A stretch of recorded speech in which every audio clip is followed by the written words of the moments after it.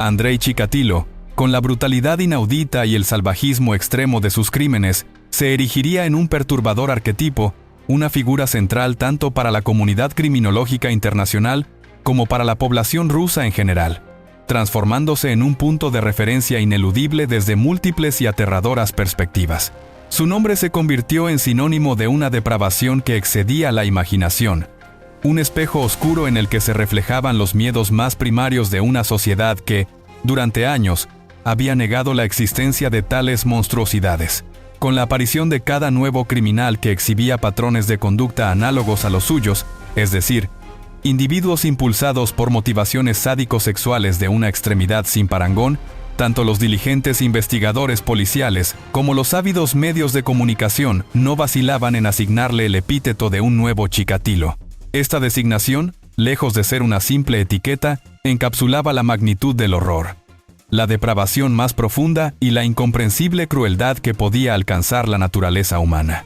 No era solo un apodo, sino una forma de comunicar la gravedad de una amenaza que parecía desafiar toda lógica y toda moralidad. Lo verdaderamente desconcertante de esta situación, y que ha capturado la atención de expertos de todo el mundo, es la frecuencia alarmante con la que este patrón se reprodujo, especialmente dentro de una enigmática demarcación geográfica conocida como el Triángulo de los Maníacos, un lugar donde la maldad parecía haberse arraigado de forma inexplicable. Esta zona, que abarcaba las localidades de Shakhty, Taganrog y Rostov del Don, se convirtió en el epicentro de una ola de terror que desafió toda lógica y comprensión. La geografía, en ocasiones, parece tener un papel en la manifestación de lo insondable. Entre los años 1970 y la mitad de la década de los 90, una asombrosa cifra de 37 de los asesinos en serie más sanguinarios de toda la Federación Rusa fueron aprehendidos en esta tristemente célebre área, que también era referida con el ominoso apelativo del Triángulo de la Muerte. La mera estadística era sobrecogedora, pero la realidad detrás de cada número era un abismo de sufrimiento y horror. Esta concentración inusitada de criminales despiadados en una región relativamente circunscrita suscitó interrogantes profundos sobre factores ambientales, sociales o psicológicos específicos de la zona, una anomalía que los expertos se esforzaron por descifrar. En un porcentaje cercano al 20% de todos estos casos documentados, se corroboraron y registraron actos de canibalismo, un hecho que no solo profundizaba aún más el misterio ya de por sí intrincado, sino que también intensificaba la repulsión y el pavor que inspiraba este fenómeno globalmente. La singularidad de la antropofagia como componente recurrente en una proporción tan elevada de crímenes transformó la región en un laboratorio de estudio para la criminología y la psiquiatría forense, un lugar donde las fronteras de la depravación humana parecían ensancharse de forma inquietante, revelando una faceta de la maldad que rara vez se manifestaba con tal insistencia en otras latitudes, generando una fascinación académica mezclada con un profundo terror y una urgencia por comprender lo incomprensible. El enigma que envolvía a este fenómeno de criminalidad sin precedentes fue objeto de exhaustivos y meticulosos estudios por parte de renombrados psiquiatras, sociólogos y criminólogos, quienes, a pesar de la envergadura de sus esfuerzos y la profundidad de sus investigaciones, no lograron hallar una explicación plenamente satisfactoria ni un factor concluyente que justificara tal aberración. La ausencia de una causalidad unívoca alimentó diversas conjeturas, cada una intentando arrojar luz sobre la raíz de esta macabra particularidad regional, desde teorías sociológicas hasta explicaciones de corte más místico. Se especuló, con cierto fundamento histórico que resonaba con el dolor del pasado, que las devastadoras carestías alimentarias que asolaron la nación en distintos periodos, particularmente entre las décadas de los 20 y los 30, dejando una cicatriz indeleble en la memoria colectiva y en la psique individual, pudieron haber influido. Millones de vidas se perdieron en la lucha por la supervivencia, y la desesperación empujó a incontables personas a cruzar límites morales antes inimaginables, en un intento desesperado por preservar la existencia. La sombra de la antropofagia como último recurso, una táctica horrenda para evitar la extinción, se cernió sobre vastas regiones, grabando en el inconsciente colectivo la posibilidad, por remota que fuera, de que en circunstancias extremas, la carne humana pudiera convertirse en una fuente de sustento. Este legado traumático, transmitido de forma tácita o explícita a través de generaciones, pudo haber sembrado una semilla de aberración en ciertas mentes predispuestas, desdibujando la frontera entre lo éticamente aceptable y lo absolutamente prohibido. Mucho tiempo después de que los campos hubieran reverdecido y los almacenes se hubieran llenado nuevamente.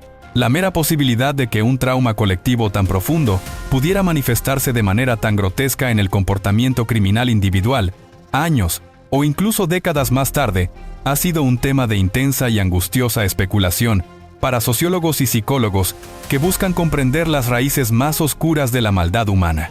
Otra hipótesis, igualmente inquietante y profundamente arraigada en la historia reciente de la región, sugería que la calidad de vida durante la era soviética, caracterizada por su dureza implacable, las privaciones extremas que afectaban a cada aspecto de la vida cotidiana, la represión ideológica que sofocaba cualquier atisbo de pensamiento libre, la asfixiante falta de libertades individuales y una omnipresente atmósfera de desconfianza y vigilancia estatal, pudo haber contribuido a una profunda deshumanización. Se argumentaba con vehemencia que el constante estrés existencial, la precariedad económica crónica, la ruptura sistemática de los lazos comunitarios tradicionales que antaño ofrecían contención social y la imposibilidad de expresar la individualidad en un sistema tan opresivo y monolítico, podrían haber erosionado las barreras psicológicas y morales que generalmente impiden los actos más atroces. Esta deshumanización sistémica, según la teoría, habría facilitado que ciertos sujetos, ya vulnerables por otras razones, vieran a otros seres humanos no como iguales dignos de respeto y empatía, sino como meros objetos a manipular, recursos a explotar o incluso como blancos convenientes para liberar frustraciones patológicas acumuladas durante años de silencioso sufrimiento. La rigidez del sistema, paradójicamente, podría haber fomentado la aparición de psicopatologías extremas y actos de violencia sin precedentes, al crear un caldo de cultivo para la alienación y el nihilismo, donde la vida humana perdía su valor intrínseco. Asimismo, se planteó la posibilidad de que la contaminación del agua en la región minera de Shakti, con elevadas concentraciones de pesticidas tóxicos, residuos de carbón y metales pesados como el mercurio o el plomo, pudiera haber afectado de manera significativa la salud mental y neurológica de sus habitantes, alterando funciones cerebrales y predisponiéndolos a comportamientos impulsivos, violentos o psicóticos. La exposición crónica a neurotoxinas es un factor conocido en la medicina ambiental que puede influir negativamente en la conducta humana, generando desde irritabilidad hasta trastornos más severos que afectan la capacidad de juicio y el control de impulsos. La hipótesis sostenía que, en un entorno ya de por sí cargado de tensiones sociales y traumas históricos, este factor biológico podría haber actuado como un catalizador, empujando a individuos al límite hacia la comisión de crímenes aberrantes. Sin embargo, ninguna de estas conjeturas, por más plausibles que parecieran individualmente y por más respaldo científico que pudieran tener en otros contextos, alcanzó el estatus de una verdad irrefutable o una explicación exhaustiva para el fenómeno del Triángulo de la Muerte. Esta falta de certeza se hacía aún más patente si se considera que otras regiones del vasto y heterogéneo territorio ruso experimentaron condiciones de vida igualmente precarias, sufrieron hambrunas históricas comparables y enfrentaron niveles similares de contaminación industrial sin manifestar una concentración tan atípica y perturbadora de tales crímenes, especialmente aquellos con componentes caníbales.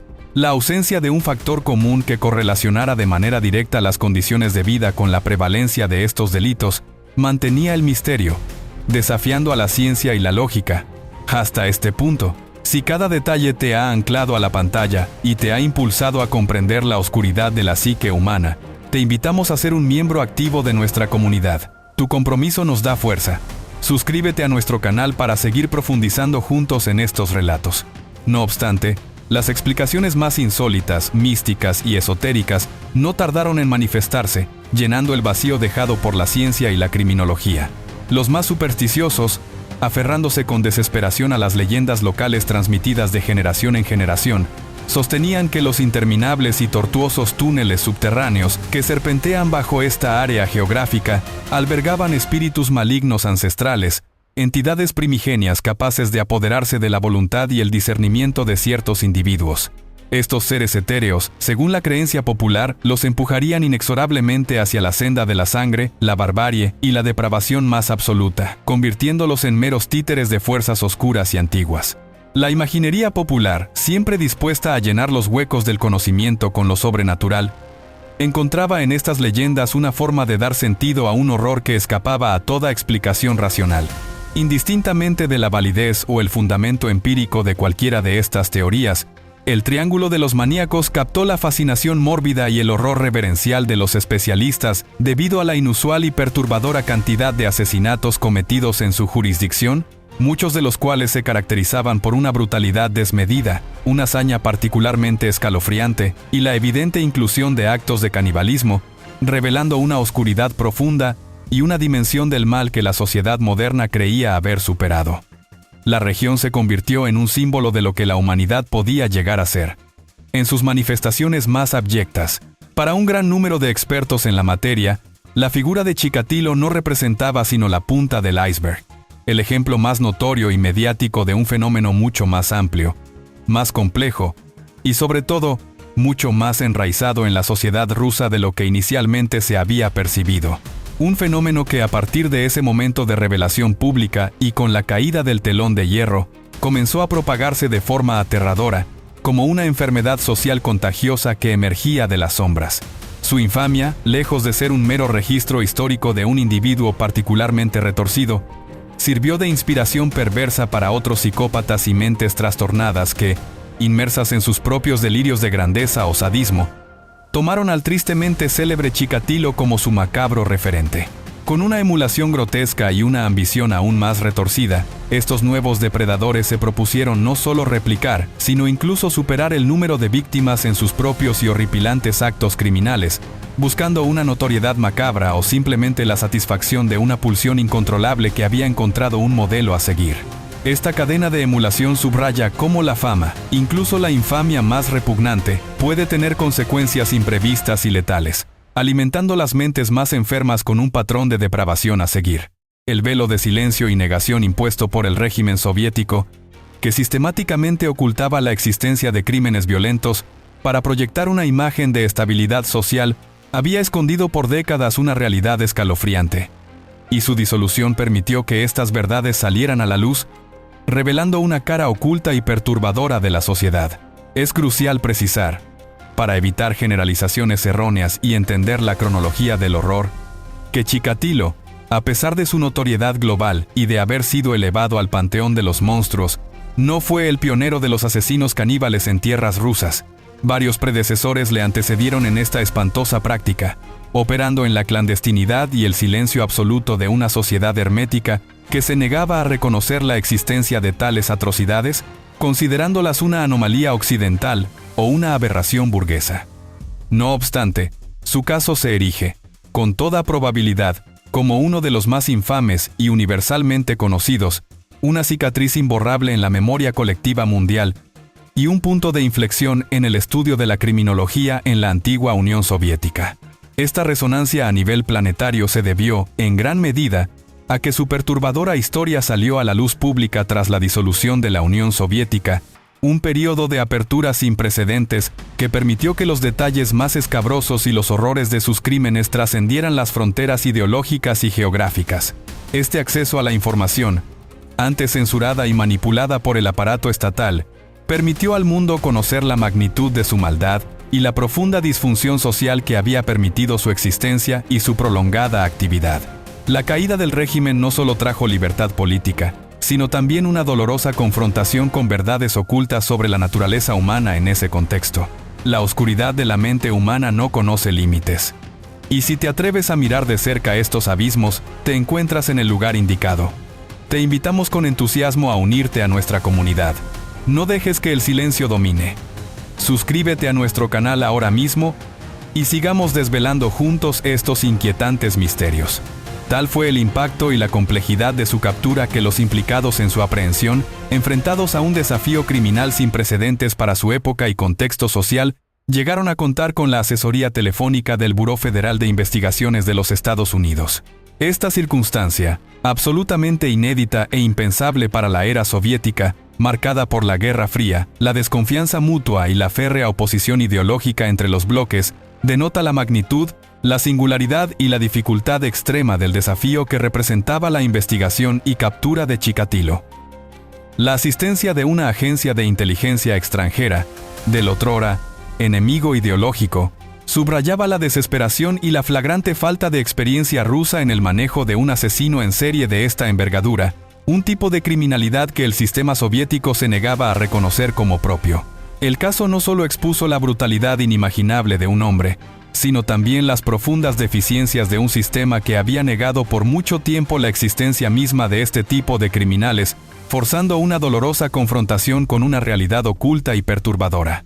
La historia de Chikatilo se convirtió en un símbolo de la oscuridad que puede emerger cuando las estructuras sociales fallan, cuando la verdad es silenciada, y cuando la naturaleza humana más depravada encuentra un terreno fértil para manifestarse sin contención ni supervisión alguna, alimentada por el aislamiento y la desesperanza. En el año 1997, en la majestuosa y emblemática ciudad de San Petersburgo, antes conocida como Leningrado, una urbe cargada de historia y de una belleza arquitectónica que a menudo contrastaba con las duras realidades de la posguerra fría, se documentó un caso de asesinato en serie y canibalismo que, a pesar de su horripilante y sádica naturaleza, pasó en gran medida desapercibido para el resto del mundo occidental, eclipsado quizás por la inmensa sombra proyectada por la infamia de Chikatilo. Y aunque este macabro suceso no se desarrolló físicamente dentro de los límites geográficos del ya mencionado Triángulo de los Maníacos, algunos especialistas, e incluso el público general, insistieron en catalogar a su perpetrador como un nuevo Chikatilo, principalmente debido a la crueldad inusitada que desplegó, la meticulosidad sádica de sus métodos y las características verdaderamente horripilantes de sus fechorías. Este paralelismo revelaba la profunda huella que Chikatilo había dejado en el imaginario colectivo ruso, convirtiéndose en el arquetipo de la depravación, la medida contra la cual se evaluaba todo horror subsiguiente. A finales de agosto de 1996, en los suburbios de San Petersburgo, muy cerca de un antiguo bloque de apartamentos de aspecto sombrío y gastado por el inexorable paso del tiempo y la falta de mantenimiento, ubicado en la calle Orsonikid número 15, las fuerzas del orden fueron alertadas y acudieron diligentemente a un llamado que denunciaba un macabro hallazgo, un preludio de lo que sería una investigación aún más perturbadora. Los agentes, al llegar a la escena del crimen, se encontraron con una visión dantesca que desafiaba la imaginación más retorcida. Una cabeza humana, cercenada con una precisión quirúrgica inquietante, reposando de manera grotesca dentro de un contenedor de basura, como si fuera un desecho más. La visión por sí sola era lo suficientemente perturbadora para cualquier observador. Pero la situación se volvió aún más espeluznante con el descubrimiento subsiguiente de un torso, brazos y piernas amputados de forma metódica en un vertedero colindante, componiendo un rompecabezas de carne y horror que desafiaba la comprensión humana y la cordura de los investigadores.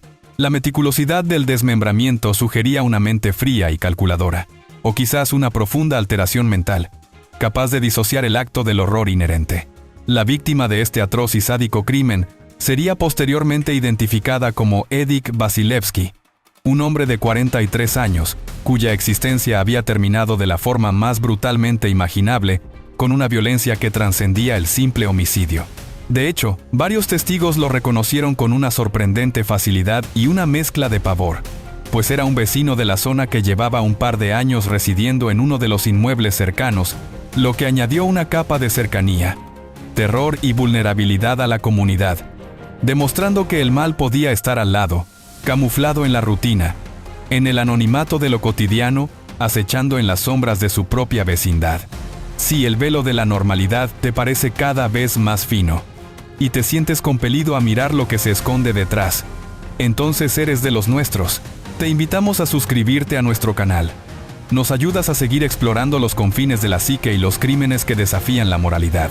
Entre los desperdicios y adyacentes a la cabeza cercenada, los investigadores, con una mezcla de profesionalismo incansable y náuseas contenidas, encontraron un par de frascos de vidrio que contenían restos de carne humana, macerados de forma repulsiva, y una especie de líquido aceitoso que exhalaba un fétido y penetrante olor a putrefacción y decadencia, una evidencia nauseabunda y palpable de los actos perversos que se habían cometido. El descubrimiento de estos restos culinarios, cuidadosamente preparados, elevó el caso de un simple homicidio a un acto de canibalismo, intensificando el horror y la repugnancia que inspiraba el crimen.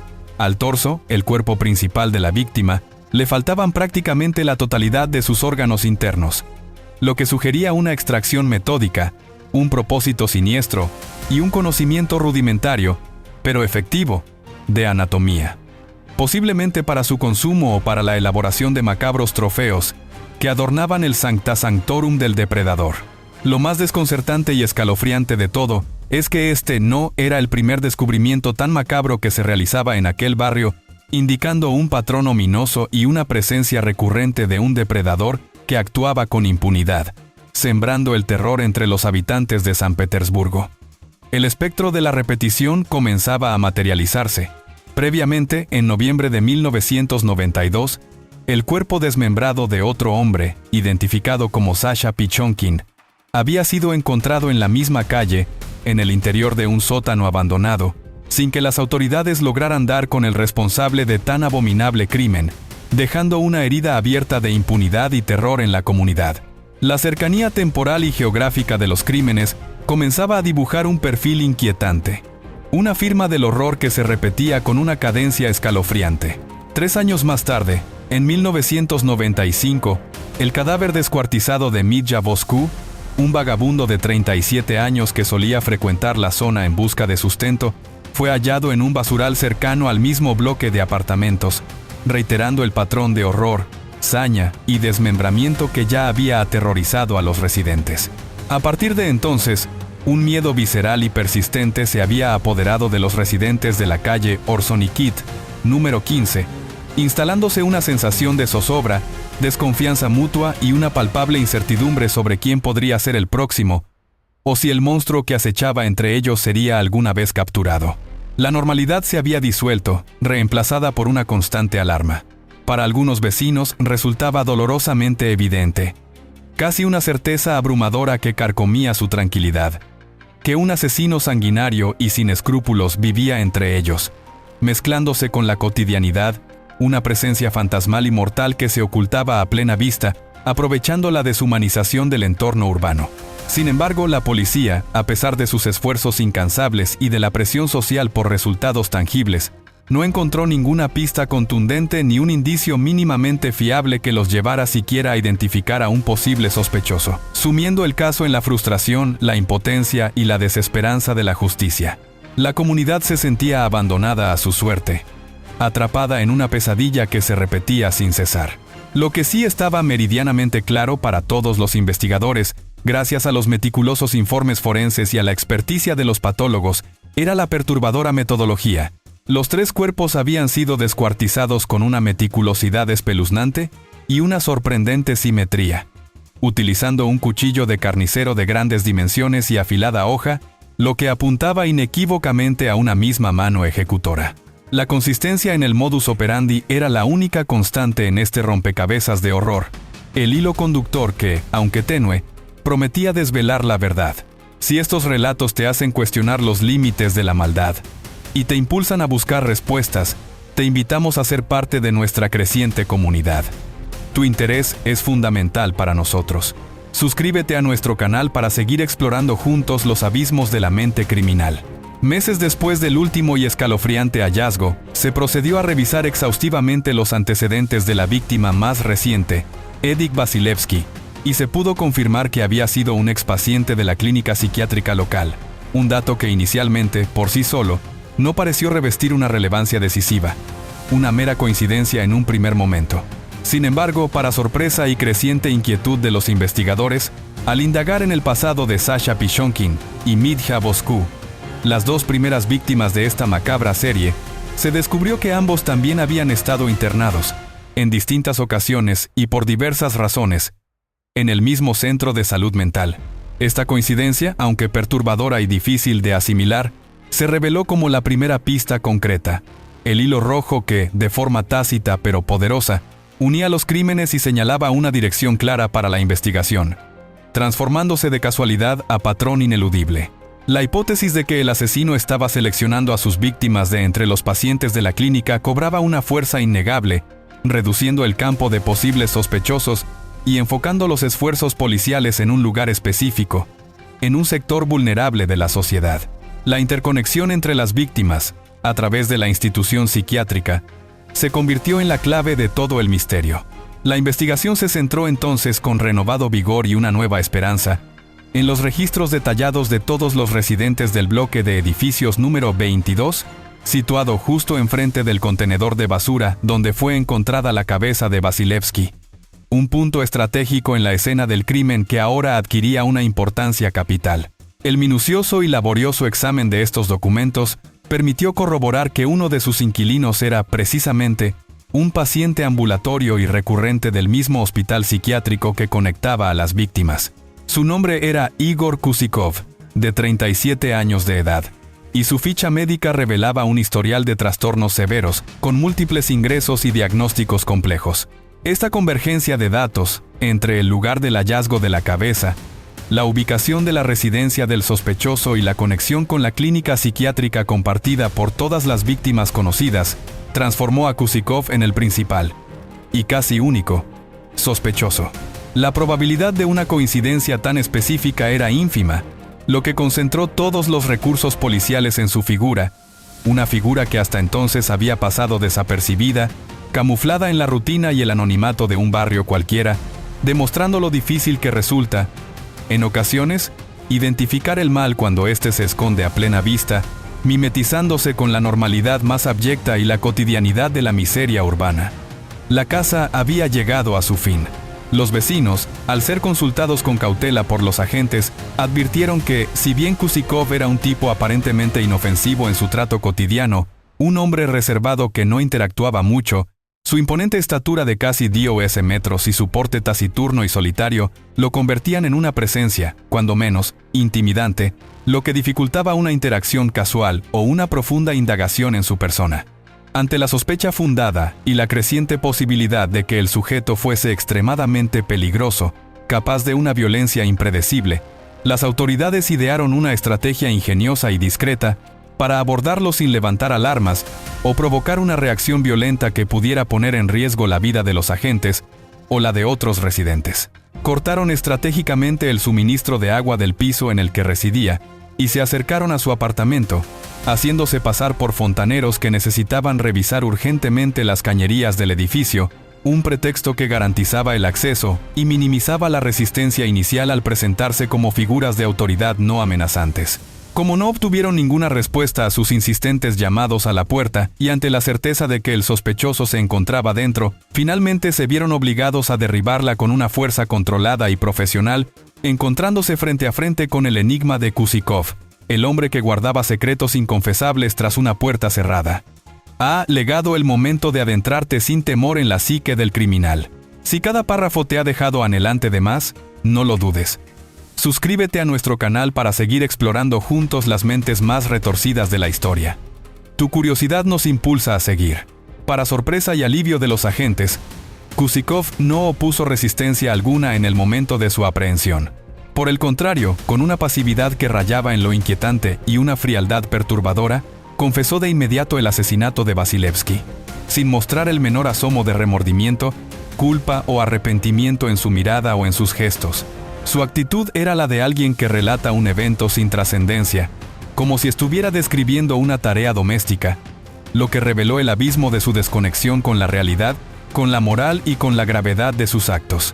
Algunos de los policías que participaron en la inspección del apartamento de Kusikov aseguraron que el descubrimiento los marcaría para siempre, dejando una huella indeleble en su memoria y en su psique.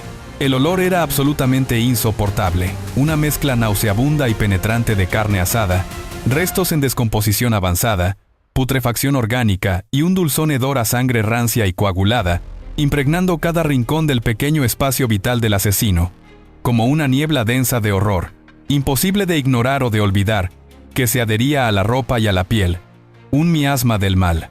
La fetidez era tan intensa que hacía que los agentes sintieran náuseas y mareos, un testimonio olfativo del infierno que se había vivido entre esas cuatro paredes, un testimonio silencioso de los crímenes que allí se habían cocinado y consumido. Dentro del apartamento, la escena era dantesca, un verdadero museo de horrores personales que evidenciaba la mente retorcida de su inquilino. Se encontraron varias botellas de gaseosas rellenas de sangre coagulada, una visión grotesca que parecía sacada directamente de una pesadilla gótica.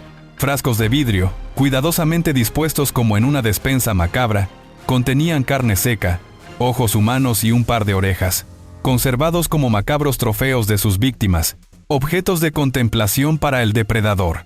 Otros frascos, con una perversa meticulosidad culinaria, albergaban pulmones e hígados marinados con sal, aceite, cebollas y vinagre, preparados como si de una exótica y prohibida receta se tratase, listos para ser consumidos o para un banquete futuro. También había un par de ollas de aluminio, aún calientes al tacto, con carne recién cocida, con la cual el asesino había elaborado brochetas rusas, sugiriendo una normalización grotesca y un disfrute sádico de sus actos caníbales, una rutina que había integrado en su vida diaria. Detrás de la puerta de la cocina, los investigadores hallaron una bolsa que contenía varios huesos y otros restos humanos secos, lo que indicaba una prolongada práctica de sus horribles hábitos y una acumulación sistemática de evidencia de su depravación, no solo reciente, sino de larga data. Una historia de horror que se extendía en el tiempo. Además, se encontró un enorme balde que contenía una espesa sopa a base de grasa y carne humana. Un hallazgo que fue tristemente confirmado tras los análisis forenses, desvelando la espantosa verdad que se había cocinado a fuego lento en aquel apartamento durante un período indeterminado.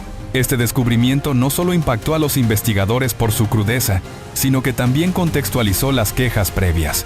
Durante años, varios vecinos que vivían en el mismo piso que Kusikov se habían quejado del fétido y persistente hedor que emanaba de esa planta en particular, un olor persistente y desagradable que se filtraba por las rendijas de las puertas y ventanas, invadiendo los pasillos.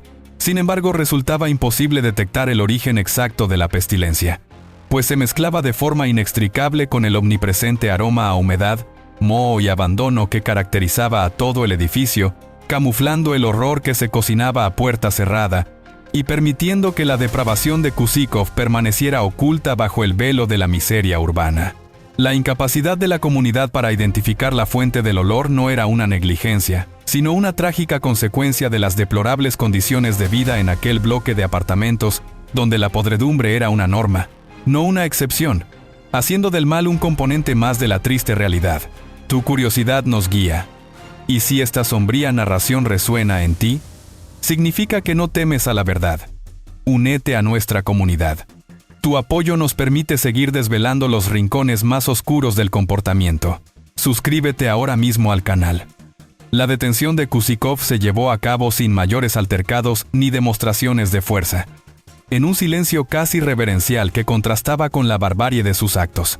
Aunque lucía un tanto desorientado y con una expresión vacía, casi catatónica, solicitó a los policías con una extraña calma y una serenidad perturbadora que guardaran sus frascos con restos humanos en un lugar fresco, para que no se desperdiciaran.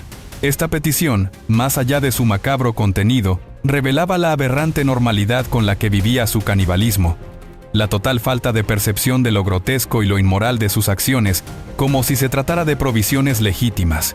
Cuando fue interrogado sobre el asesinato de Edik Vasilevsky, Kusikov comenzó a reír. Una risa fría y desprovista de alegría, como si el crimen fuese un chiste macabro o una anécdota divertida, mostrando una total desconexión de la realidad, de la gravedad de sus actos y del dolor que había infligido. Para las autoridades resultaba evidente que Kusikov era un caníbal despiadado, pero no sabían cómo abordar a un sospechoso que, a cada minuto que pasaba en el interrogatorio, se mostraba más esquivo, más perturbadoramente distante y más incomprensiblemente ajeno a la moralidad humana, una mente que operaba bajo una lógica completamente diferente y aterradora. Ante la complejidad inusual del caso y la necesidad perentoria de una profunda evaluación psicológica que pudiera desentrañar los mecanismos de su mente perturbada, se solicitó de urgencia la ayuda del psiquiatra Valery Ivanov. Este especialista, reconocido por su vasta experiencia en el estudio de asesinos en serie y mentes criminales, llevaba más de 12 años dedicados a entrevistar y analizar a este tipo de individuos, lo que le otorgaba una perspectiva única y una experticia invaluable en el submundo de la depravación humana. Se sabe, de forma extraoficial y a través de rumores persistentes que circulaban en los círculos judiciales y psiquiátricos, que la fascinación del Dr. Ivanov por el tema era tan profunda y envolvente que llegó a ser investigado en 2 ocasiones por las autoridades, en relación con varios crímenes en los que, hipotéticamente, podría haber estado involucrado o haber tenido algún conocimiento tangencial. Sin embargo, tras minuciosas pesquisas, su participación fue finalmente descartada, dejando un halo de misterio y una sombra de ambigüedad sobre su propia figura, un psiquiatra quizás demasiado inmerso en la oscuridad que estudiaba, rozando peligrosamente los límites de su objeto de estudio. Su reputación, aunque sólida profesionalmente, siempre estuvo teñida de un cierto enigma. Solo las mentes valientes se atreven a mirar al abismo y a buscar respuestas donde otros prefieren la ignorancia. Si te consideras una de ellas, te esperamos. Suscríbete a nuestro canal para que sigamos descifrando los misterios más oscuros de la psique humana. Las primeras impresiones del Dr. Ivanov, al interactuar directamente con Igor Kusikov, confirmaron que se hallaba frente a un enajenado mental en el sentido más clínico y perturbador de la palabra, una mente profundamente perturbada, escindida de la realidad y cautiva en sus propios delirios psicóticos. El psiquiatra se percató de que Kusikov, sumergido en su propia psicosis, intentó convencer a uno de los policías presentes para que lo dejara en libertad a cambio de un hígado humano frito, una oferta que no solo heló la sangre de los presentes por su grotesca naturaleza, sino que también evidenció la completa disociación del asesino con la moral, con la ley y con cualquier vestigio de humanidad. Al encontrarse con Ivanov, Kusikov lo confundió con otro caníbal, con quien creyó compartir sus propias recetas culinarias y perversiones más íntimas, revelando una subcultura fantaseada de antropofagia, una comunidad imaginaria donde sus actos eran normales. Esta percepción distorsionada de la realidad no era una estrategia, sino una manifestación de su profunda enfermedad mental, que le impedía discernir entre la fantasía y la cruda verdad de sus crímenes. Su mundo interior era un reflejo del horror que había desatado en el exterior. En cuestión de minutos, con una naturalidad pasmosa y una detallada precisión que resultaba más aterradora que cualquier grito o confesión forzada, Kusikov comenzó a relatarle al doctor cómo se debía sazonar la carne humana y los tiempos de cocción exactos y óptimos para cada parte del cuerpo, una macabra y perturbadora clase de cocina impartida por un depredador que parecía deleitarse con los detalles. A su vez, en medio de su divagar incoherente pero revelador, confesó la autoría de los otros 2 asesinatos que habían mantenido en vilo a toda la comunidad de San Petersburgo. Los de Sasha Pichonkin y Mitja Boscu, cometidos en 1992 y 1995, respectivamente. Esta confesión, nacida de un delirio psicótico y no de un remordimiento, puso fin a una serie de crímenes que parecían destinados a quedar impunes, un desenlace trágico pero necesario para la justicia y para la paz de una comunidad aterrorizada. La mente fragmentada de Kusikov, paradójicamente, se convirtió en la clave para resolver un misterio que había mantenido en vilo a una ciudad durante años, revelando que a veces, la verdad se esconde en los lugares más insospechados y en las mentes más perturbadas. Igor Kusikov había nacido en Leningrado en 1960. Aunque se poseen muy pocos datos fidedignos y verificables sobre su infancia y su vida familiar temprana, lo que añade una capa de oscuridad, vacío y misterio a sus orígenes y a la formación de su personalidad, como si su historia hubiera sido deliberadamente borrada. Más allá de saber que era un chico tímido, retraído y con un rendimiento escolar deficientemente bajo, lo más perturbador de su temprana edad era su disfrute sádico y explícito al torturar animales, un presagio inquietante de la violencia que desataría más tarde contra seres humanos. Esto se manifestó en un escalofriante episodio en que aplastó brutalmente una tortuga con un martillo en 1973. Un acto que no solo demostró una cruel insensibilidad, sino que también fue un precursor claro de la depravación que lo consumiría. Ese mismo año, su padre estranguló a su madre. Un trauma familiar devastador y absolutamente rupturista que lo obligó a irse a vivir a la casa de una tía junto a uno de sus hermanos. Con este hermano, en un giro aún más perturbador y moralmente condenable, comenzó a mantener una relación incestuosa, añadiendo nuevas capas de disfunción, abuso y trauma a su ya caótica y traumática existencia, un caldo de cultivo perfecto para la psicopatología. A pesar de que desde pequeño había albergado el deseo, paradójico y contradictorio, de convertirse en cirujano o veterinario, una aspiración que contrastaba drásticamente con su brutalidad innata y su crueldad manifiesta hacia los seres vivos, terminó con gran dificultad sus estudios básicos, apenas logrando los mínimos requerimientos. Como muchos jóvenes de su generación en la Unión Soviética, ingresó al ejército para realizar el servicio militar obligatorio, un período del cual, nuevamente, se tienen pocos registros detallados, sumergiéndolo aún más en el anonimato y la ambigüedad de una vida marginal. La falta de información sobre estos años cruciales de su formación sugiere un historial oculto, o simplemente una existencia tan marginal y sin incidentes destacables que no generó registros significativos más allá de los militares. La combinación de traumas infantiles severos, predisposiciones sádicas tempranas y la rigidez de un sistema social que quizás no estaba equipado para detectar y tratar patologías tan profundas y complejas, parece haber creado el caldo de cultivo perfecto para el monstruo en el que Kusikov se convertiría. Una sombría profecía que se cumpliría inexorablemente con el tiempo. Su vida parecía una espiral descendente y autodestructiva, donde cada trauma y cada acto de violencia lo acercaban más al abismo de la depravación y la pérdida total de humanidad. Un destino oscuro y previsible. La capacidad de la mente humana para el horror es ilimitada. Si este viaje a sus profundidades te ha perturbado y a la vez te impulsa a comprender, te invitamos a ser parte de esta comunidad única. Suscríbete a nuestro canal para que sigamos desvelando juntos estos abismos. Tampoco se sabe mucho de su juventud más allá de que era un alcohólico y fumador empedernido. Vicios que sin duda agravaron su inestable estado mental, corroían su salud física y profundizaban su aislamiento social, alejándolo cada vez más de la sociedad. Su comportamiento errático, sus explosiones de ira incontrolables y su espeluznante costumbre de torturar y matar animales de forma sistemática lo llevaron a ser ingresado en varios centros psiquiátricos, donde su patología se hizo cada vez más evidente y se le diagnosticaron trastornos graves, aunque sin un tratamiento efectivo a largo plazo que pudiera contener su progresión. Contrajo matrimonio con una joven a la que conoció en uno de estos centros, en un intento quizás de hallar una conexión humana, una pizca de normalidad o una estabilidad emocional que su vida nunca le había proporcionado.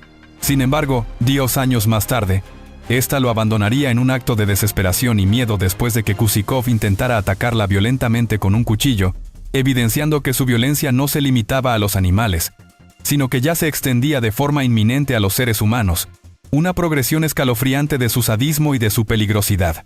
La convivencia con él se había vuelto una cuestión de vida o muerte, y ella logró escapar a tiempo. Una vez que comenzó a vivir solo en el bloque de apartamentos de la calle Orsonikid número 15, sin ninguna contención social, sin la vigilancia de familiares y sin los pocos límites que el matrimonio o las instituciones psiquiátricas le imponían esporádicamente, dio rienda suelta a sus fantasías más enfermizas, perversas y retorcidas, construyendo un mundo interior donde su depravación no tenía barreras ni consecuencias.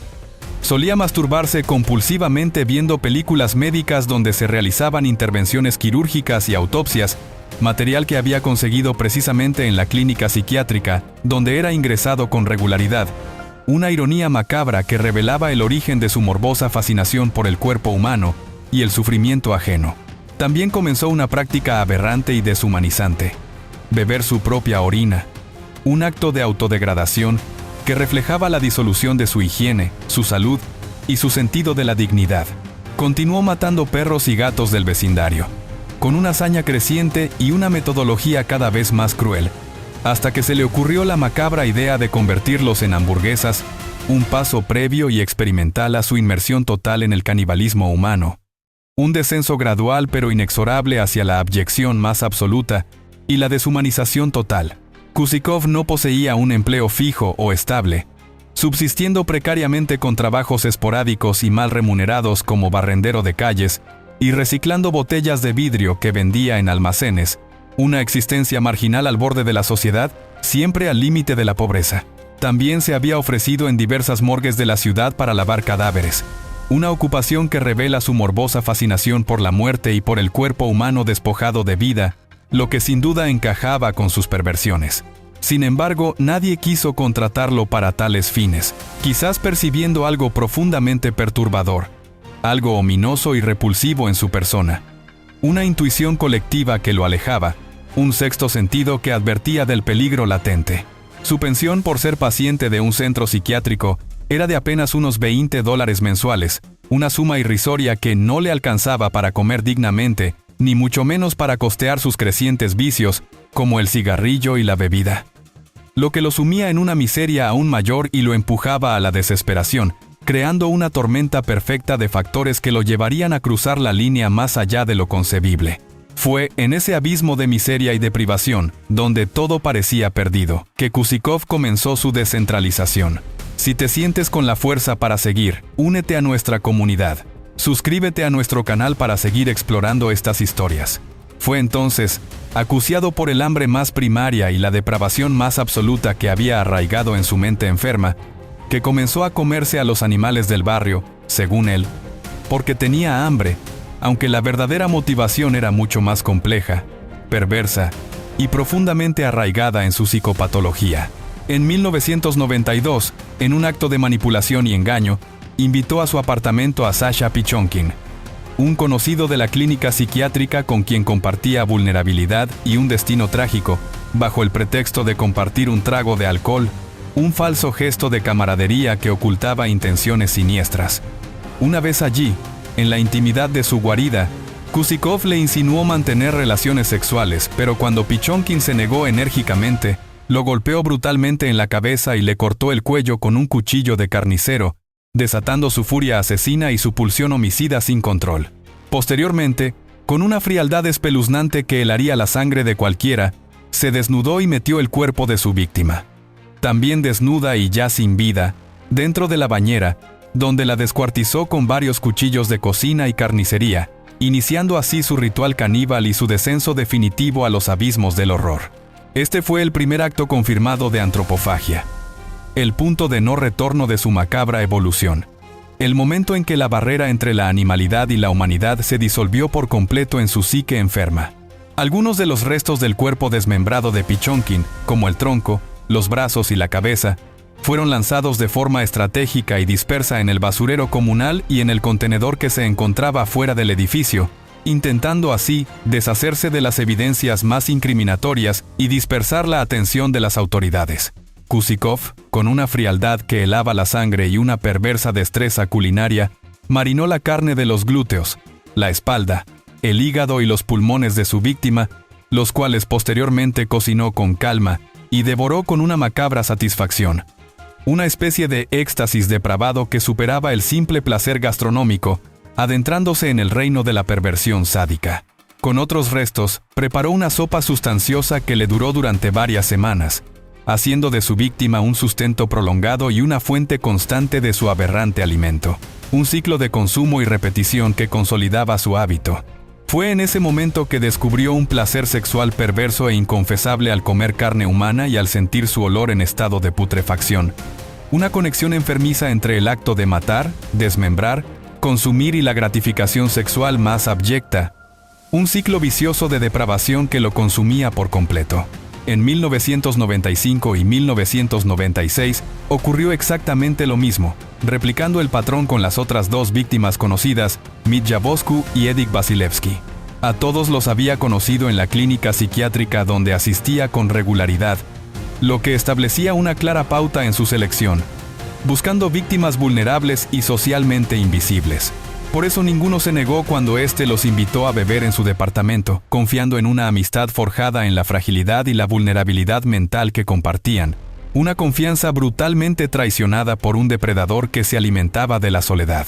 Este vínculo, la conexión recurrente con la clínica psiquiátrica, sería finalmente el elemento clave y el hilo conductor que lo delataría, el patrón que la policía buscaba desesperadamente para atar cabos sueltos y resolver los crímenes que habían aterrorizado a la ciudad.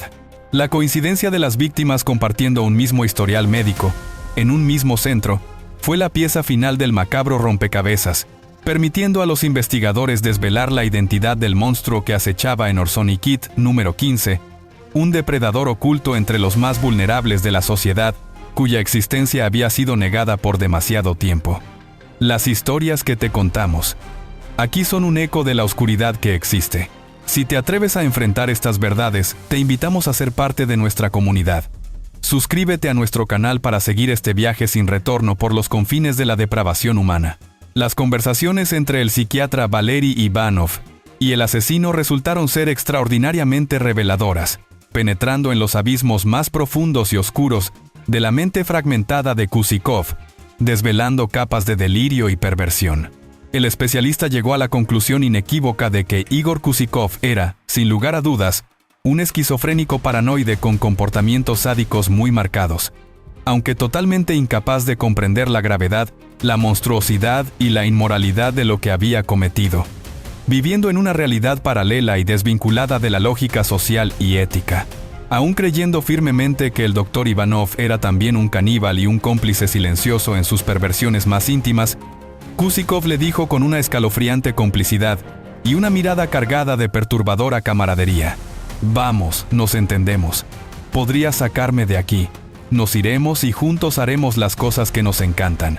Esta propuesta, nacida del delirio más profundo, reveló la profundidad de su patología y su percepción distorsionada de la realidad, donde creía encontrar un alma gemela en el experto que lo evaluaba. En otro momento del prolongado y tenso interrogatorio, Kusikov esbozó una sonrisa macabra y, señalando a uno de los presentes en la sala, un abogado o un agente de policía cuya identidad no quedó registrada, dijo con una frialdad objetificadora: «Oye, me gusta el aspecto de ese abogado. Es agradable. Buen cuerpo. Fuerte. ¿Qué opinas?». Estas palabras no solo revelaban la objetivación más extrema y la falta total de empatía hacia otras personas, reduciéndolas a meros objetos de deseo o consumo, sino que también confirmaban que, incluso bajo custodia y sometido a interrogatorio, la mente del asesino seguía operando bajo sus impulsos más primarios y depravados, viendo a los seres humanos como mera carne, potenciales víctimas o ingredientes para sus macabras recetas. El Dr. Valery Ivanov declararía en una posterior entrevista que lo importante para un sádico es tener el control total, absoluto e irrestricto de sus víctimas, y él siente el máximo control sobre ellas cuando se las come. Eso es, en esencia, el canibalismo. Esta afirmación encapsulaba la esencia misma de la perversión de Kusikov. La culminación del dominio sobre la víctima, el acto final de posesión y aniquilación de la individualidad, transformando a la persona en una extensión de su propia patología, un acto supremo de deshumanización. Dadas las evidencias contundentes y la evaluación psiquiátrica exhaustiva, Igor Kusikov fue catalogado legalmente como un enfermo mental, lo que implicaba que no era plenamente consciente de sus actos ni de sus implicaciones morales y legales en el momento de cometer los crímenes. Por consiguiente, no fue derivado a una prisión común como un criminal cuerdo, sino a un hospital psiquiátrico de máxima seguridad, lejos de la población civil, donde se le internaría indefinidamente por los 3 asesinatos que pudieron ser comprobados con pruebas irrefutables y su propia confesión. Esta decisión judicial reflejaba la comprensión de que su motivación no era puramente criminal, sino intrínsecamente patológica, dictada por los delirios de su enfermedad. Sin embargo, las autoridades rusas, basándose en la investigación forense, en los patrones de desaparición en la zona y en la propia confesión velada del asesino sobre sus prácticas, creen firmemente que podría ser responsable de al menos 7 crímenes similares, que quizás nunca llegaron a ser documentados o cuyos restos no fueron identificados, dejando una sombra de incertidumbre sobre su verdadero número de víctimas y la extensión de su reino de terror. La escala del horror, según las estimaciones policiales, podría ser mucho mayor de lo que las pruebas físicas lograron confirmar, un eco macabro de la impunidad de sus primeros años. Alcanzar estas profundidades requiere valentía. Si sientes la llamada de la verdad, por más oscura que sea, suscríbete a nuestro canal. No te arrepentirás de unirte a una comunidad que no teme mirar al abismo en busca de respuestas. Tras su arresto y mientras era interrogado por la policía, se le preguntó con curiosidad y genuina intriga por qué solamente asesinaba a hombres, una cuestión que inquietaba profundamente a los agentes, pues los asesinos en serie suelen tener predilecciones por ciertos géneros o perfiles de víctimas que se ajustan a sus fantasías o traumas. Kusikov, con su peculiar lógica retorcida y su mente disociada de la realidad social, aseguró con total seriedad que eran más sabrosos que las mujeres, una respuesta que dejó estupefactos a los presentes por su crudeza, su simplicidad y su absoluta falta de humanidad, reduciendo a los seres humanos a una mera cuestión de paladar. Sorprendido por la audacia y la crudeza de la respuesta, uno de los agentes le preguntó si alguna vez había probado la carne de mujer. Una pregunta directa y sin ambajes, buscando una posible inconsistencia en su declaración o desvelar otros crímenes. Pero Kusikov en ese momento no quiso seguir respondiendo, cerrándose en un silencio cómplice, un muro inexpugnable que protegía otros secretos y otras posibles atrocidades, dejando a los investigadores con la perturbadora sensación de que había mucho más por desvelar, pero que el asesino se llevaría consigo esas verdades a la tumba. En una entrevista posterior, cuando le volvieron a preguntar por qué no había asesinado a ninguna mujer, simplemente dijo, con una sorprendente contradicción en su discurso y una aparente amnesia selectiva que revelaba la fragmentación de su mente, que las amaba y que era incapaz de hacerles daño, una afirmación que chocaba violentamente con la crueldad, la saña y la falta de empatía que había demostrado en sus crímenes. Esta disonancia cognitiva, este contraste entre su brutalidad extrema hacia los hombres y su supuesta incapacidad de dañar a las mujeres, revelaba la fragmentación de su psique, donde las emociones y las acciones no se alineaban de forma lógica o moral, sino que eran dictadas por delirios y pulsiones irracionales. No existen fuentes realmente fidedignas y verificables que confirmen con absoluta certeza su destino final, pero algunas señalan que Kusikov falleció en el hospital mental a principios del año 2000 por razones desconocidas, llevándose consigo los secretos de sus crímenes más allá de los confirmados y el enigma de su mente perturbada. Su muerte, de ser cierta, cerró un capítulo oscuro en la historia criminal de San Petersburgo, pero no resolvió completamente el misterio de su psique ni la magnitud real de su depravación, dejando un legado de preguntas sin respuesta y una profunda sensación de inquietud. La mente humana es un abismo insondable, y sus demonios más recónditos pueden ocultarse a plena vista, mimetizándose con la normalidad más engañosa, acechando en las sombras de la cotidianidad. No te quedes en silencio, la verdad espera ser descubierta, por más perturbadora que sea. La historia de Igor Kusikov, el caníbal de San Petersburgo, es un escalofriante recordatorio de que el mal más puro se camufla en la cotidianidad y las peores pesadillas se cocinan a fuego lento en la oscuridad de un apartamento cualquiera. Si te has atrevido a llegar hasta aquí, entonces eres de los que no temen mirar al abismo y desentrañar sus misterios. Suscríbete ahora mismo a este canal para que juntos sigamos destapando los crímenes más perversos y las mentes más retorcidas de la historia, porque ignorar la oscuridad solo permite que crezca. Nos despedimos por ahora, pero la oscuridad aguarda nuestra próxima entrega, siempre lista para ser explorada y comprendida.